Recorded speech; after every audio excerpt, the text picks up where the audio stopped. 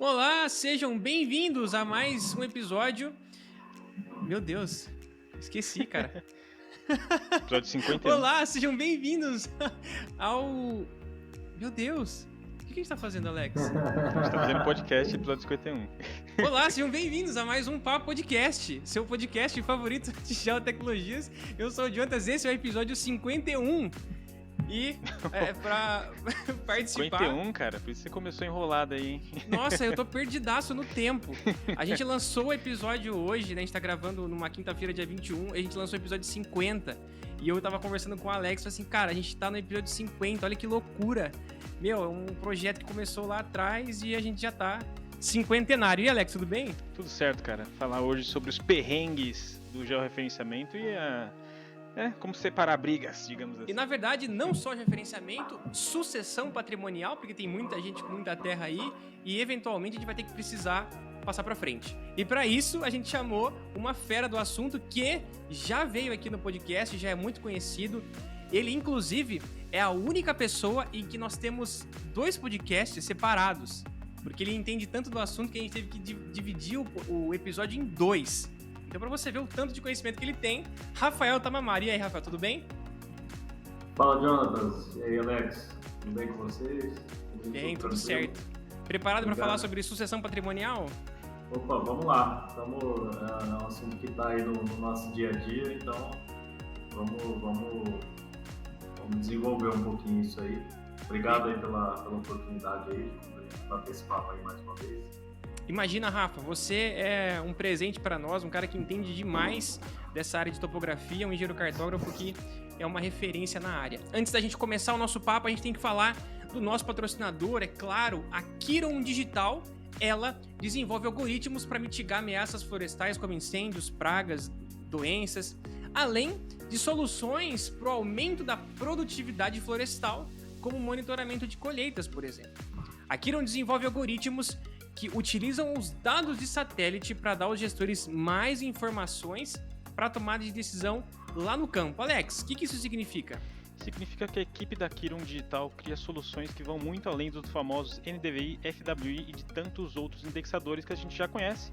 E é importante comentar que a Kiron Digital está em constante crescimento, eles estão atuando nos Estados Unidos, em Portugal e também no Marrocos.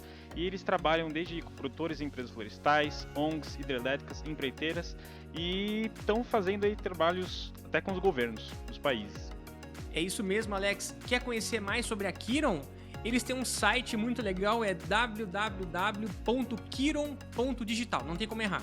E eles têm um Instagram também, eles postam várias coisas lá, @kiron.digital. Inclusive, Alex, eles estão viajando, né? Eles foram para Portugal. Eles agora, no final desse mês, vão a Portugal participar do maior evento de inovação do mundo, que é o Web Summit. Exatamente. É um evento muito importante, pessoal. Se quiserem entrar no site, é www.websummit.com.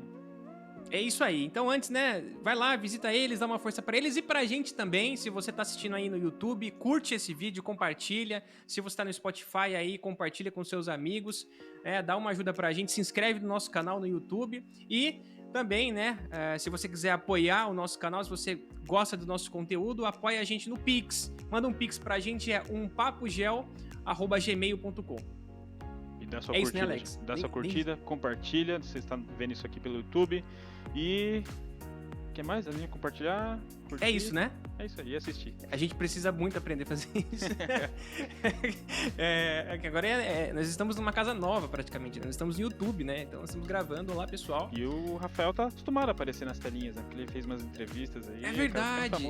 É verdade. A gente vai deixar as entrevistas aqui na descrição do vídeo aqui. Mas, claro, ele vai falar aqui pra gente, então, quem sabe você nem precisaria assistir, né? Vamos falar sobre sucessão patrimonial. Ô, Rafa, conta pra gente, né, desde o início, o que é sucessão patrimonial? Não é somente o georreferenciamento, né? Sim, na verdade, o georreferenciamento, ele entra em uma das variáveis envolvidas aí, né? Quando a gente fala de sucessão patrimonial rural, né, então, se tratando aí de propriedades rurais, né, a gente tem muitas variáveis envolvidas e geralmente os herdeiros aí, ou a pessoa que está fazendo a sucessão, porque Na verdade, não necessariamente você faz essa sucessão depois que o autor da herança morre, né? Então ele pode fazer a doação em vida, né? Fazer essa subdivisão em vida, né? Então o georreferenciamento é um dos itens envolvidos aí, né? Então naquela nossa primeira conversa a gente falou sobre o georreferenciamento, sobre essa mistura aí da nossa área técnica com a área burocrática e na verdade o mercado começou a levar a gente para uma demanda de soluções mais completas, né? Então vamos pensar assim, o proprietário ele tem ali uma fazenda, ou ele tem várias fazendas, ele precisa dividir entre os herdeiros, dividir entre 3, 4, 5 filhos que ele tem. Como que ele vai fazer isso, né? O que ele precisa para fazer isso? Qual que é o primeiro passo? Ele vai primeiro no cartório, ele vai no contador, ele vai no advogado, né? Ele vai direto no engenheiro, né? Então, via de regra, ele acaba buscando algum profissional ali da sua confiança, em regra, um advogado, né? É o que acaba remetendo, mas não, eu preciso transferir esse patrimônio para os filhos, então eu preciso de um advogado para me ajudar, e de fato precisa, né?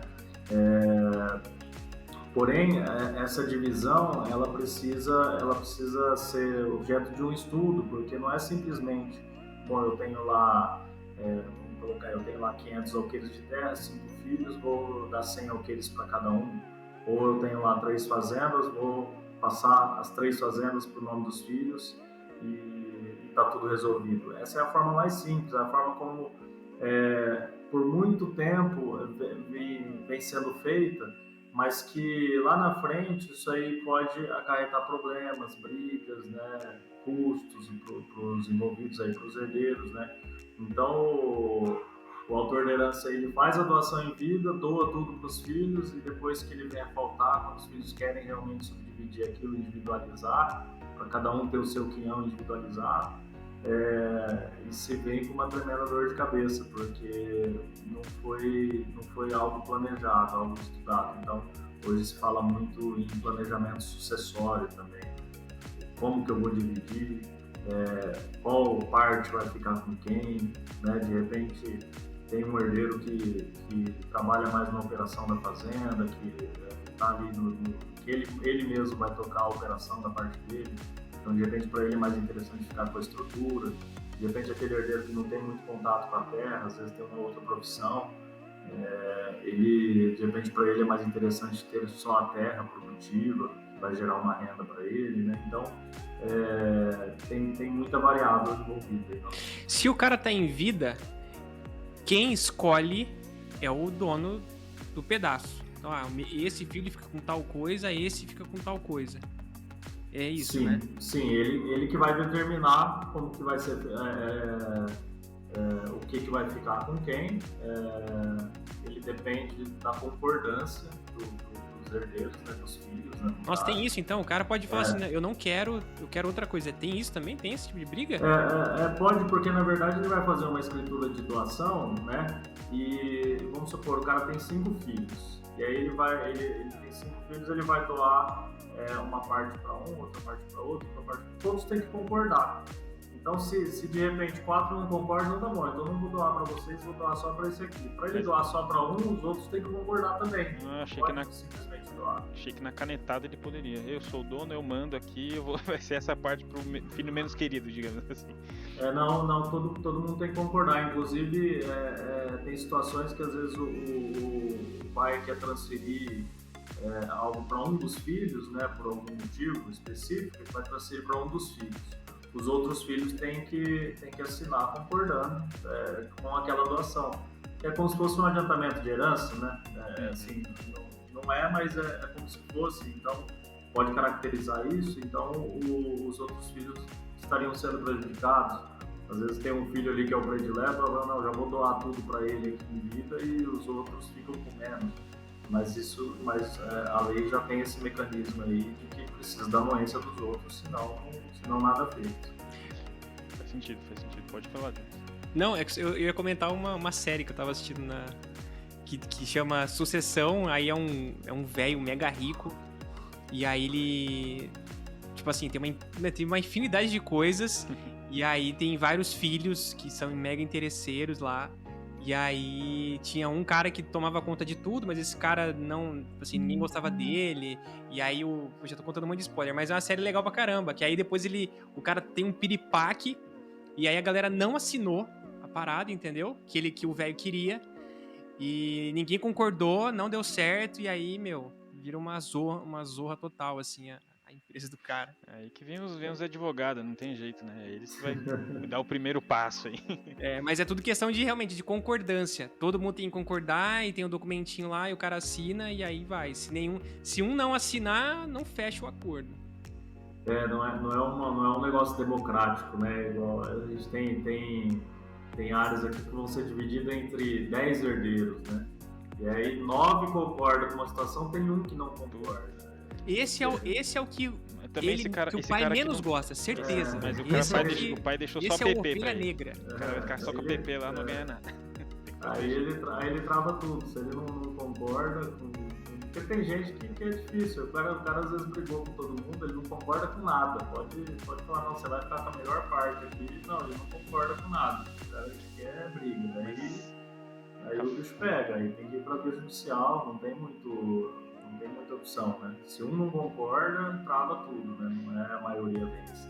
Indo agora pro assunto em si, Rafael, perguntar pra você o que nós sabemos que a gente tem que fazer o gel, né? O gel, pelo menos, digamos assim, quase que a base. Mas quais são os outros passos que você acha importante comentar que envolvem essa parte de divisão patrimonial aí? Bom, na verdade, o primeiro passo é isso aí, você tem uma propriedade ali, ou várias propriedades que você vai subdividir, o primeiro passo é isso, é você regularizar o que você está trabalhando, né? Então, se a propriedade que eu estou trabalhando não estiver regularizada, não tiver com o georreferenciamento tudo certinho, com o CAR, com os documentos atualizados, ITR, CCIR, né? Se não tiver tudo redondinho, a gente ainda não consegue entrar na fase da subdivisão. Pode fazer os estudos de subdivisão, mas a gente não consegue operacionalizar essa divisão juridicamente falando, se essa propriedade não estiver regularizada. Então, o primeiro passo é regularizar a área, que é o quê? Fazer o georreferenciamento, fazer o CAR, né? Deixar o CAR tudo certinho, atualizar o CCIR, se for o caso, né? Se tiver alguma pendência, algum problema de ITR, fazer a atualização, fazer a regularização, né? Problemas tributários, se tiver algum passivo ambiental, né? Caso a propriedade tenha sofrido alguma atuação, tem algum TAC para ser cumprido, né? Então, regularizar a minha situação atual, para depois eu pensar na sucessão. Bom, agora pensando na sucessão, né? Então imagina que eu tenho uma fazenda, né? E numa fazenda eu tenho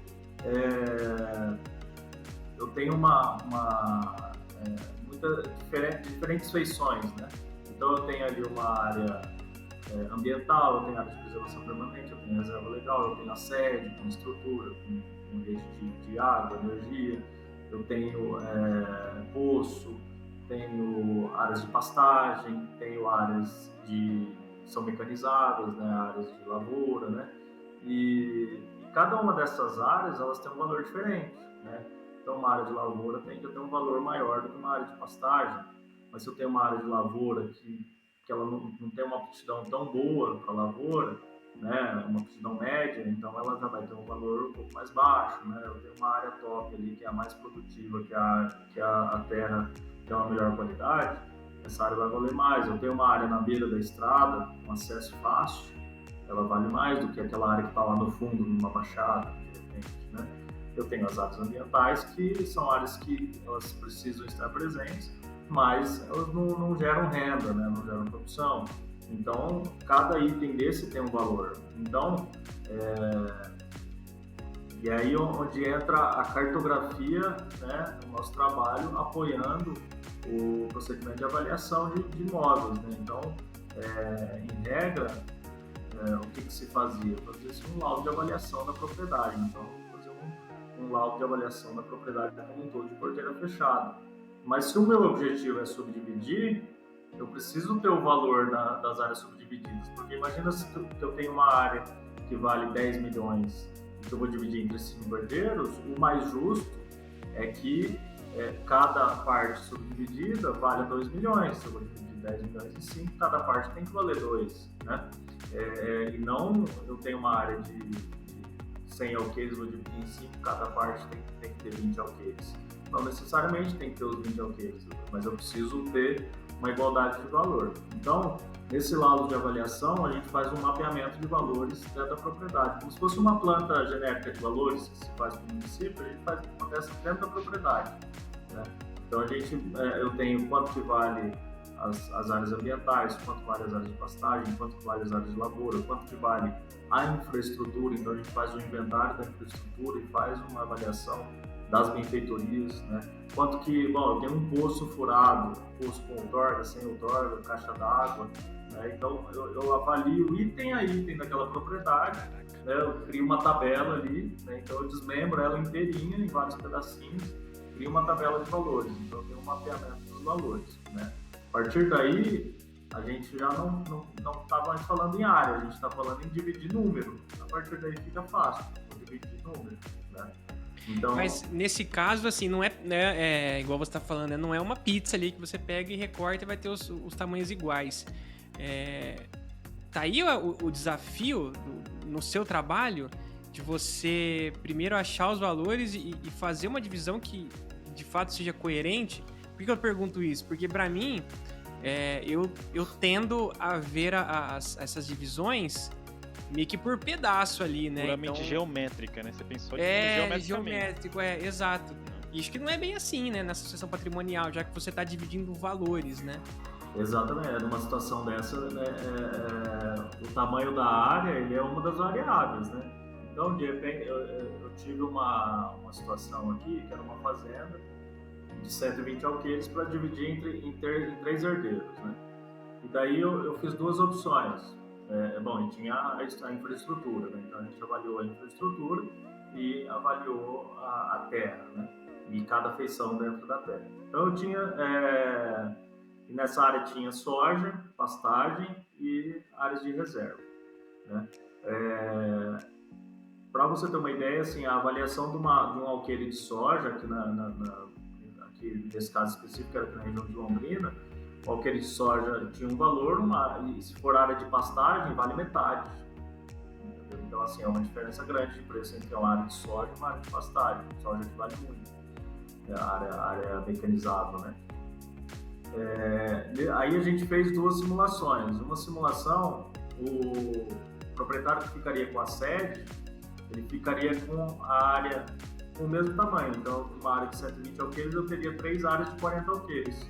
Só que o da sede, por ele estar com a sede, né, que tem o seu valor, ele ficaria com menos área de soja e mais área de pastagem, né? Porque se a área de pastagem vale menos, então cada 2 alqueires de pastagem equivale a um alqueire de soja, né? Então, para compensar o valor da sede, ele ficava com mais pastagem do que soja, né? E fiz uma outra simulação em que ele ficava com a mesma área de soja dos irmãos, só que com uma área menor, para compensar a sede. Então os irmãos ficavam com uma área total. Então os irmãos ficavam ali, por exemplo, com 42 alqueires cada um, e ele ficava com 36 para ele, né? Então ele ficava com uma área menor. Rafael, eu queria entrar um pouco mais a fundo nesse assunto do valor patrimonial, do valor, né, de cada pedaço da área, né?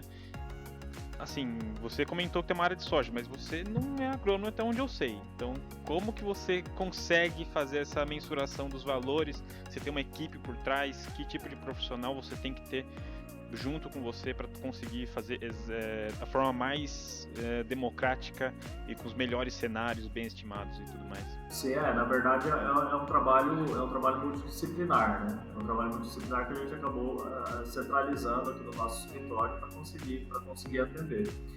Mas só para finalizar, essa situação que era uma área de 100 alqueires, 120 alqueires para dividir em 3, o herdeiro que ficaria com a sede, para nossa surpresa até, ele escolheu ficar com uma área menor. Então ele optou por ficar com uma área menor para ficar com a sede do que ficar com uma área maior e mais área de pastagem, porque para ele quanto mais soja melhor. Então assim, ele não, em qualquer situação seria comum você falar, pô, mas o cara vai ficar com 4 alqueires de terra a menos, 4 alqueires de terra que na região de Londrina é R$800 mil, né? Então, mas em termos de valor, ele igualou. Então, os 36 alqueires dele valem o mesmo que vale os 42 alqueires dos irmãos. Entendi, a cultura que é diferente, né? A cultura que é diferente. O cara prefere ficar com menos, mas em termos de produção ele acabaria ganhando. Então, Alex, só entrando aí no ponto que você colocou, a gente, para definir valores, né, quanto que vale uma área de soja, quanto que vale uma área de pastagem, quanto que vale uma área de reserva, não necessariamente precisa ser agrônomo, apesar de que a gente tem agrônomo na equipe aqui, porque a gente pode fazer um mapeamento do tipo de solo dentro da propriedade, porque de repente dentro da mesma propriedade você tem uma terra mais mista, você tem uma terra mais argilosa, e isso aí impacta na produtividade. Mas, mais do que isso, a gente faz um laudo de avaliação pelo método comparativo, né? Método comparativo de mercado. Então, a gente busca propriedades que estão à venda, né, na região, e propriedades que foram vendidas, e propriedades que estão sendo ofertadas, e a gente se baseia também nesses valores, né? Só que quando a gente busca essa propriedade, para usar como referência, da mesma forma que eu estou fazendo a minha avaliação usando o mapeamento de valores, eu faço esse mesmo mapeamento de valores nessa propriedade. Então, na minha propriedade eu tenho um tipo de relevo, eu preciso avaliar qual que é o relevo dessa propriedade. Na minha propriedade eu tenho 50% de lavoura, naquela eu tenho 90%, eu preciso considerar esses fatores. Então, na avaliação de imóveis, né, pelo método comparativo de mercado, você define fatores de cálculo, né? Então, por exemplo, o grau de utilização do imóvel, ele é um dos fatores, né? Então, quanto que eu tenho de pastagem é um fator de cálculo, quanto que eu tenho de lavoura é um fator de cálculo. Para eu conseguir nivelar esses valores e falar a mesma língua. Então, eu consigo chegar num valor, né? Por exemplo, nessa área aí em específico, a gente tinha ali 65% da área era utilizável, né? Os outros 35% era reserva. E aí, de repente, a gente estaria comparando com uma área que tem ali 90% utilizável e 10% de reserva. Então, eu preciso fazer uma equalização desses valores, que é um dos procedimentos previstos no método do laudo de avaliação, de acordo com o método comparativo direto. Ô Rafa, eu estava vendo na sua entrevista que você até os implementos você faz o cálculo, né? Você usa esses valores para colocar dentro da sucessão, dentro do patrimônio total, né? E aí você também que vai atrás desses preços e como que é a apresentação desse trabalho para o dono ou para os interessados que estão fazendo essa divisão? A gente, essa avaliação de equipamentos também, dos implementos da propriedade é algo que a gente faz também, esse processo, porque às vezes eles estão subdividindo a fazenda de porteira fechada e vai entrar os implementos agrícolas também na subdivisão. Às vezes eles optam por não colocar, tá? Então, não é sempre que entra, mas existem casos que entram e aí a gente apresenta, quando se trata de infraestrutura e maquinários, a gente apresenta um inventário, né, do que tem e o laudo de avaliação de cada item. E o procedimento é o mesmo, método comparativo, opinião de especialista, negócios realizados, negócios ofertados, né? A base a forma de avaliação é a mesma. Então, ele tem lá um pulverizador John Deere, ano 2020, modelo tal. Eu vou buscar no mercado esse pulverizador. Tabela FIP. Tabela FIP, vou falar com um vendedor, né, numa loja que vende esse equipamento, vou buscar anúncios na internet, equipamentos desse tipo à venda, né? Então, assim, é um trabalho que, pô, às vezes o cara tem lá um implemento de 20 anos atrás, né? Ele precisa buscar, estimar os valores. Mas tudo se avalia, tudo precisa ser, assim, tudo é passível de se avaliar, né? De alguma forma a gente tem que atribuir um valor. E né? Precificar, isso é muito legal, né? Isso, tem que transformar em número, né? Então, é legal quando você transforma tudo isso numa tabela, numa planilha, né? Então a gente tem clientes aqui que às vezes o cara tem lá um barracão, casa, trator, plantadeira, colheitadeira, o cara tem, e aí, só que ele não tem noção do quanto vale aquilo. E aí, imagina, você tem lá 4 irmãos sentam em volta de uma mesa para discutir quanto que vale a infraestrutura da fazenda, né? Tem irmão que vai dizer que vale 1 milhão, tem outro que vai dizer que vale 10, tem outro que vai dizer que vale 6. Né? O que a gente faz? A gente apresenta um laudo mostrando que vale 7, por exemplo. Né? E aí, e a gente sempre, quando a gente faz qualquer tipo de laudo técnico, a gente embasa muito bem tecnicamente. Então, o cara, se eu coloquei que vale 7, eu tenho um argumento técnico para provar para ele que vale 7. Então, o cara que achava que vale 1, ele vai ver e vai falar, bom, realmente, vale 7 mesmo. E o cara que achava que valia 10, ele fala, putz, eu achei que valia mais. E pela idoneidade também, né, Rafa? Você tá levando o nome da sua empresa, o seu nome como profissional, o seu CREA, né? E até eu queria perguntar, você assina esse laudo como engenheiro cartógrafo? O cartógrafo tem essa atribuição para entregar isso? O laudo de avaliação da terra, a gente tem a atribuição, sim, né? Aí tem coisas que são do engenheiro agrônomo, tem coisas que são do engenheiro civil, né? Mas a gente tem equipe para isso, né? E é como eu falei, às vezes tem coisas que são muito específicas, né? Tem coisas laudos, situações que são muito específicas que a gente acaba buscando profissionais especialistas no mercado, porque são coisas muito pontuais, né? Então, a gente tem uma situação aqui que são quatro herdeiros e um deles cuida da operação da fazenda e outro deles cuida da parte financeira. Então, imagina, o cara que está na operação, ele sente as deficiências ali do campo e ele sente as necessidades de investimento. E aí, quando ele vai propor um investimento, o cara do financeiro não aceita.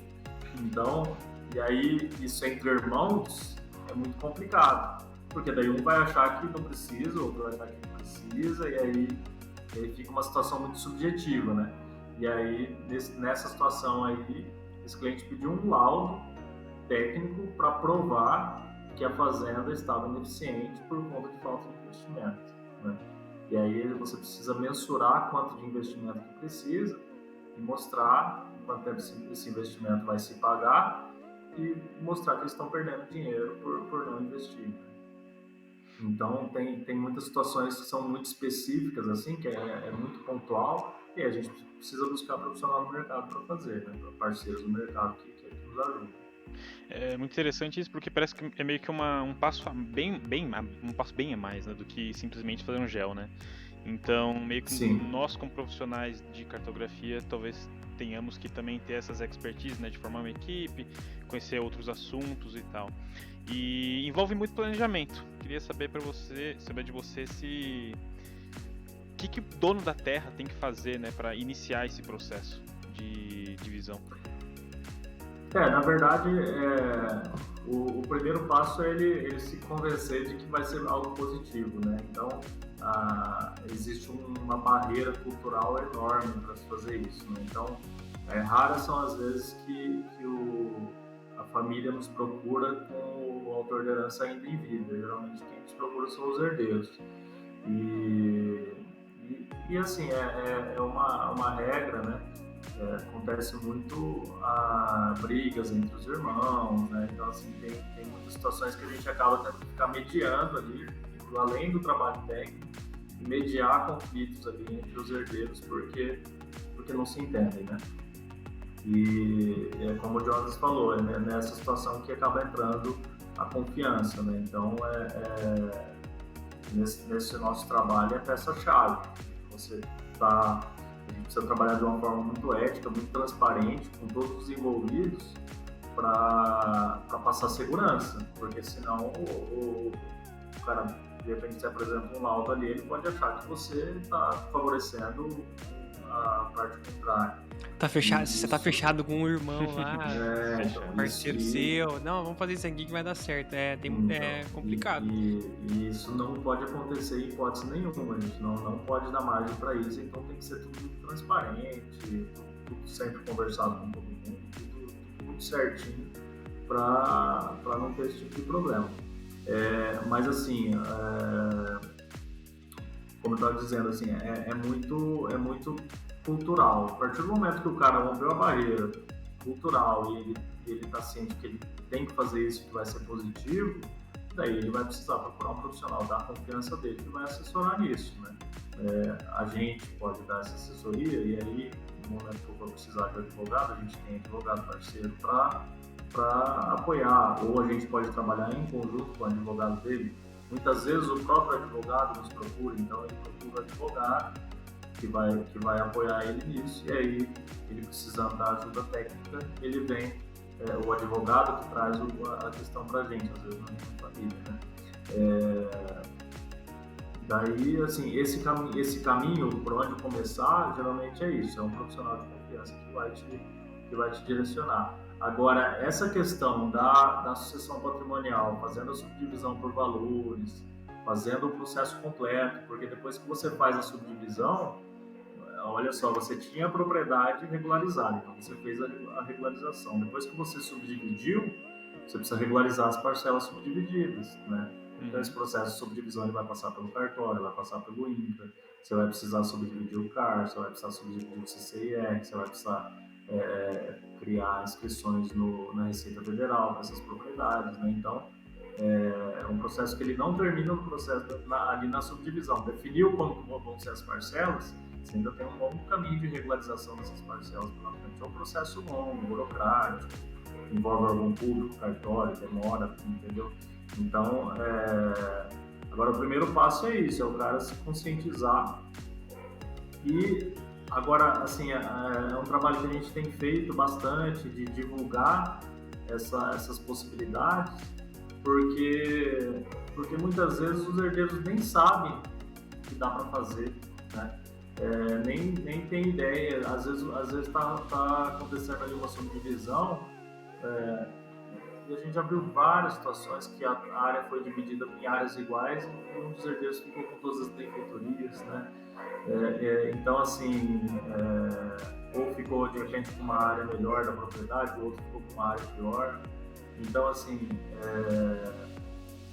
muitas vezes a falta de conhecimento até, e às vezes ali, vamos dizer, até a esperteza de um dos envolvidos ali, ou a inocência dos outros, isso aí acaba isso vai na conta do profissional que fez isso também, né? Assim, não sei até que ponto, mas será que devia ter sido divulgado, né? Sei lá. Também, mas é muito do assim, às vezes, e aí que entra muito aquela barreira cultural também, às vezes a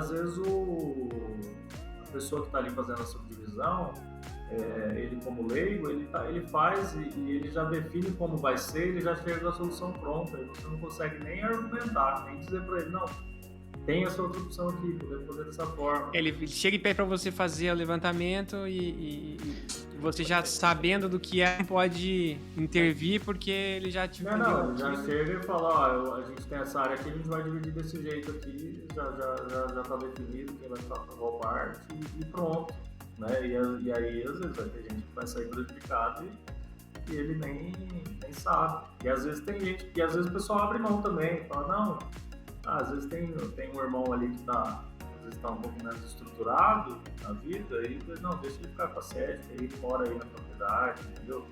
Então tem muitas situações, né? Agora, quando a gente fala em grandes áreas, né, grandes fazendas, né, várias áreas, aí não tem muito disso, aí é trabalho técnico mesmo, é calcular valores, é chegar do jeito que vai ser feito, de forma técnica e pronto. Acho que uma questão minha, mas até pela minha ignorância, eu acredito que assim, Áreas maiores, acho que as pessoas até por envolver uma quantia monetária maior, o pessoal toma mais cuidado de trazer um profissional que vai fazer esse levantamento dos valores, né? Mas áreas menores, você tem essa sensação de que eles sabem que existe esse tipo de serviço, que tem como contratar isso? Os donos, os herdeiros? Olha, em áreas menores é mais difícil o pessoal procurar esse tipo de solução, tá? Justamente por isso. Geralmente eles definem ali entre eles quem vai ficar com qual parte. Ó, a área ela é comprida, tem a parte mais alta, tem a parte do código, vamos fazer 3 fatias aqui iguais e pronto, né? Ou você fica com a cabeceira, você fica com a sede, você fica com a parte mais baixa, né? Então, assim, eles já definem entre eles ali. E assim, mais uma vez, dentro da barreira cultural, às vezes as pessoas buscam a gente já com a solução pronta, assim, com tudo de gastar o mínimo possível, né? Então, assim, às vezes ele não quer despender ali de um valor para buscar uma solução mais técnica, uma solução de repente seria até melhor para ele, né? Mas pensando em economizar, é aquela economia que não Economia faz burra, sentido, né? Fala, né? Então porque no fim das contas, às vezes o cara ele tá deixando de gastar, mas ele tá saindo perdendo ali no processo, né? De repente. Assim, a gente tem situações, cara, assim, eu tenho uma área que a gente uma família que a gente tem trabalhado, são 5 propriedades, né? Lá atrás, no momento da sucessão, os pais fizeram a doação para os filhos. O que eles fizeram? Eles doaram as 5 propriedades, são 6 filhos, doaram as 5 propriedades para os 6 filhos. Né? Aí o que você tem? Você tem 5 áreas no nome dos 6. Você tem a Fazenda 1 no nome dos 6, a Fazenda 2 no nome dos 6, a Fazenda 3 no nome dos 6 e assim por diante. Né? Quando você faz dessa forma, bom, e aí os pais morreram e tal, e aí esses filhos vieram, né, nos procuraram para fazer a individualização das áreas. Ó, a Fazenda 1 vai ficar para tal pessoa, a Fazenda 2 vai ficar para esse, um pedaço para esse outro, aí esse outro ele vai ter mais um pedaço na outra para completar um sexto dele, e assim por diante. Já vem mais ou menos com a subdivisão pronta, e aí a gente precisa regularizar isso aí que eles desenharam na cabeça. Né? E aí o que vai acontecer? Né? Você tem ali 5 pessoas, 6 irmãos, né? E todos eles constam em todas as matrículas. Então aquele irmão que vai ficar lá na Fazenda 5, ele tem um pedacinho na Fazenda 4, na 3, na 2 e na 1. Né? Então o que ele está fazendo para ficar toda a área dele lá na 5? Ele está trocando, ele está cedendo o pedacinho que ele tem na 4, na 3, na 2 e na 1, né? Para ele ficar com a Fazenda 5 inteira. E aí os outros irmãos estão pegando dele os pedaços que ele tem nas outras fazendas. O que é isso? É uma troca, né? Ele está trocando os pedacinhos que ele tem, né, para ficar com aquela área inteira. Quando você faz essa troca, tem imposto, tem TBI. Putz, né? 5 impostos. Então, se o cara faz esse planejamento antes, já define, ó, o Zé vai ficar na Fazenda 5. Ele elimina esse TBI, né? E, cara, quando você fala em fazenda, são valores altos, porque o imposto é em cima do valor da terra. Nesse caso desse cliente aqui, dá R$300 mil. Só de imposto. E aí trava o processo, porque daí os irmãos falam, não aceito pagar, porque a gente já pagou o ITCMD lá atrás, que é o imposto causa-morte. A gente já pagou o imposto da doação, agora você quer que a gente pague o imposto de novo? Mas é porque a doação não foi feita de uma forma planejada. E aí, 300 mil de imposto, aí você cobra 30 para fazer uma situação. E os caras ainda choram ainda. Ah, o cara acha um absurdo. Mas assim, esse estudo antes de fazer a subdivisão, ele pode ter um valor enorme lá na frente, né? Então, assim, tem várias situações assim, a gente chega, a gente já pega. É bom quando a gente pega um negócio no meio do caminho. Estão se preparando para fazer, mas não fizeram ainda. Falaram, não, pera lá, para aí, porque se você fizer desse jeito, lá na frente você vai ter outro imposto para pagar. E só isso aí, só o que a gente gera de economia de imposto pro cara, ele paga o serviço nosso, paga e ainda sobra um dinheiro. Nesse caso, os progenitores tentaram simplificar, né? Vamos dividir igualitário, depois que se resolvem, acabaram dificultando muito mais o processo. Isso aí dá um problema enorme, porque às vezes, às vezes nem todos os herdeiros têm o dinheiro para pagar, né? Muito. Então, assim, pega aí nesse caso aí, 300 mil, são 6 herdeiros, 50 mil para cada um. Nem todo mundo tem 50 mil para pagar. Na hora. Aí dos 6 tem 2 ali que não tem esse dinheiro, aí trava o processo. E aí fica a situação irregular. Né? E fica a situação irregular por vários anos. Aí imposto, aumenta o imposto e tal, e depois não anda. Bom, então, para quem tá ouvindo, se você é um filho aí, herdeiro, ou se você é dono de uma terra, você, né? Você provavelmente deve estar vivo ouvindo esse episódio. Fale com o Rafael Tamamaro e vá trabalhar nisso logo, né? Até porque, Rafa, não é um negócio que é de um dia pro outro, né? É um trabalho que é orgânico ali, né? Sim, não é rápido, não é um pastel de queijo, né? Não, é um trabalho demorado, é um trabalho que envolve várias fases, várias burocracias no meio do caminho. Algumas coisas podem aparecer do nada ali, né? Sim. Então, assim, às vezes acontece a gente fazer um planejamento e aí quando a gente vai ver a situação, tá finalizando ali a regularização da área e tem um ônus na matrícula, o cara tinha uma dívida no banco e não foi baixado. Às vezes foi até pago, mas o cara não foi no cartório da baixa na dívida.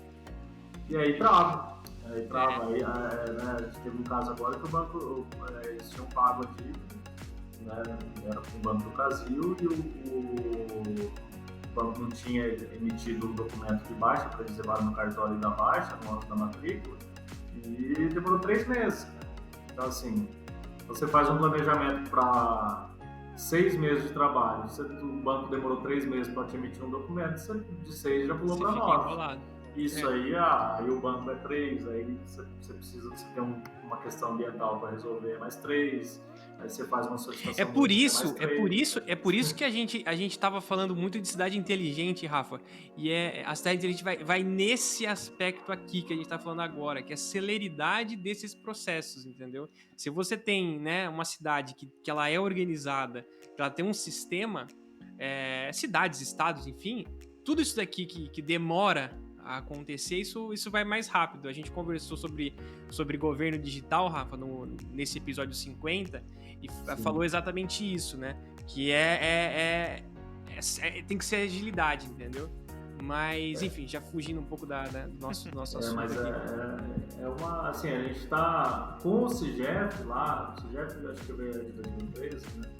Já melhorou muita coisa, porque, cara, você colocava um georreferenciamento no INCA, demorava 2, 3, 4 anos para sair de certificação, né?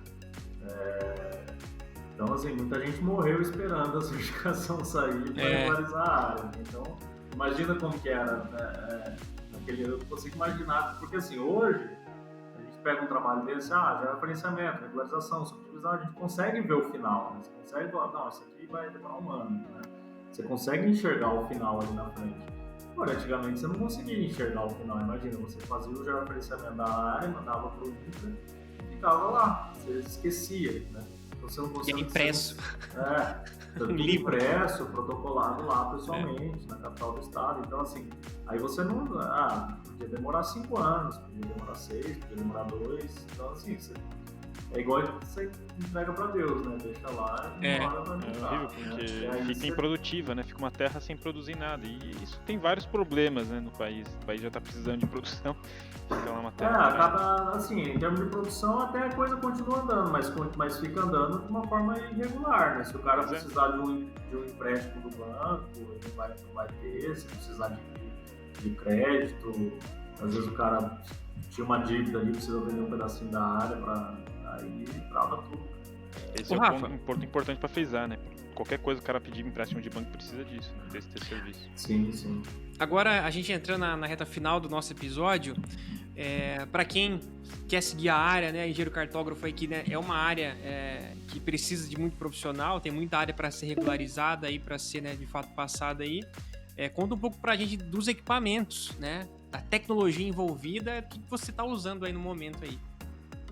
Bom, hoje aqui, a gente usa basicamente aí RTK, a gente usa, em termos de tecnologia, a gente usa RTK, a gente usa drone, né? Então, um dos itens aí que acaba entrando nesse processo é o mapeamento de ocupação do solo, da propriedade, então a gente utiliza o drone para isso.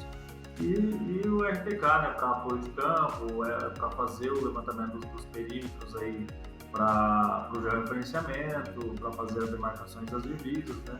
Então, assim, hoje o que a gente usa de equipamento basicamente é isso, RTK e drone. É o que é o nosso apoio tecnológico aí para resolver o problema. Eventualmente a gente usa imagens de satélite também e tal, mas com RTK e drone dá para tocar muita coisa aí.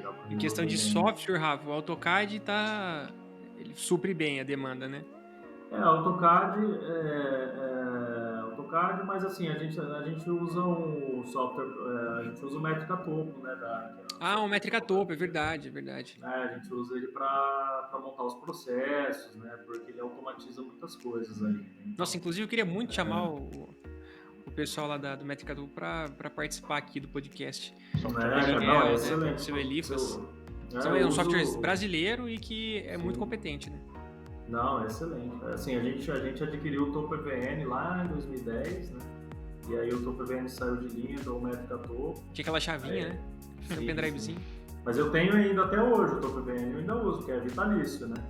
Só que daí o Métrica Topo ele tem um monte de funções novas, um monte de atualizações e tal. E aí como a gente tá com a Thaís trabalhando com a gente, que trabalha em home office lá em Campo Grande, né? A gente tá até começando a abrir um pouco o mercado para o Mato Grosso do Sul, então a gente deixou o Métrica Topo lá com ela, né, para ela usar, e a gente fica com o Topo EVN aqui no escritório, e para subdividir a equipe aí fica mais fácil, né, porque a chavinha é física, né, então acaba limitando a gente. Você está atendendo no Mato Grosso agora, você tá no Paraná, São Paulo, a região oeste aqui, né, Mato Grosso do Sul. Sim. E agora você está atendendo no Mato Grosso agora? Nosso trabalho ele se concentra aqui, Paraná, São Paulo, Mato Grosso do Sul, né? Assim, na verdade, a oportunidade aí de ter um ponto de atendimento aí no Campo Grande, Mato Grosso do Sul, foi com a contratação da Thaís aí, foi bem aí nesse período de pandemia e daí como ela já morava lá, estava instalada lá, então foi interessante trazer ela para Londrina, né? Então como ela já está lá, né? Então, como usar isso como uma oportunidade, né? Porque é um mercado muito forte no agro. Né? E mostra que mesmo na pandemia você precisou contratar para, né?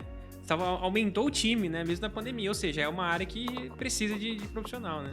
Sim, demanda. A demanda, na verdade, esse ano de 2021, a nossa demanda foi enorme. Graças a Deus não parou, a gente teve muito trabalho, aumentou a equipe aí e tá bem legal. E assim, no mercado da engenharia como um todo, mas assim, na nossa área, como a gente trabalha com o agronegócio, né, o agronegócio está muito forte, o mercado está muito otimista, então as coisas estão acontecendo. Quando o mercado não tá muito otimista, então fica um pouquinho mais parado, fica um pouco mais em stand-by, mas então se a economia está girando, aí o cara tá precisando, ele precisa regularizar a área para pegar empréstimo no banco, ele precisa, às vezes a safra deu boa ali, ele está com capital, então ele fala, não, agora eu vou regularizar isso aqui para deixar tudo certinho. Então assim, o produtor rural aí, né, os fazendeiros estão capitalizados, a coisa acontece pra gente. Então aí vira um efeito dominó aí, né? O mercado tá bem e a gente vai acabar entrando na onda junto aí. Graças a Deus não falta trabalho, não. Excelente, beleza. Alex. Eu vou fazer a última pergunta em off, porque é só um assunto prospectivo, assim, só pra perguntar mesmo. Pra não revelar então segredos empresariais do Rafa. Eu já regularizei as minhas terras.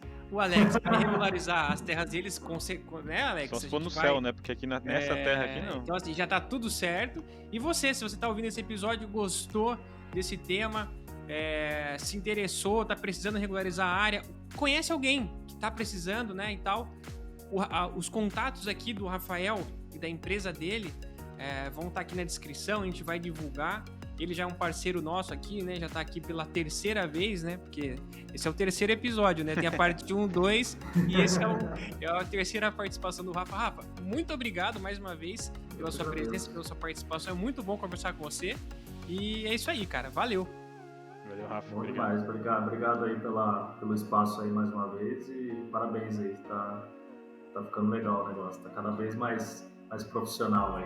A gente tá tentando, olha aqui, a gente tá com cenário agora, né? Tá com o negócio segurando o microfone, a gente tá voando, cara. O negócio tá top.